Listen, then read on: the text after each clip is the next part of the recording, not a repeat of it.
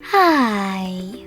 In front of me is Infinix Note 12 2023, and today I would like to show you how you can set up screen lock on this device.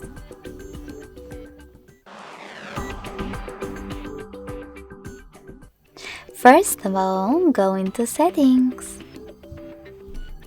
Now scroll down just a bit and click on Security.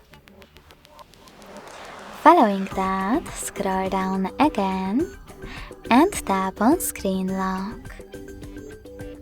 Then select one of those login methods: pattern, PIN, or password. Now you need to select Next and create your login method. When you're ready, click on Next at the bottom right corner. Then repeat it in order to confirm it. And click on Confirm. Finally, tap on one of those options to select the best one for lock screen notifications. I don't want any, so I will go with Don't Show Lock Screen Notifications. And tap on Done at the bottom.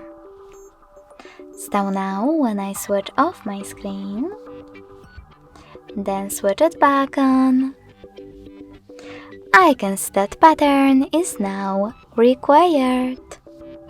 Thanks so much for watching. If you enjoyed this video, leave a like, comment, and subscribe. Bye!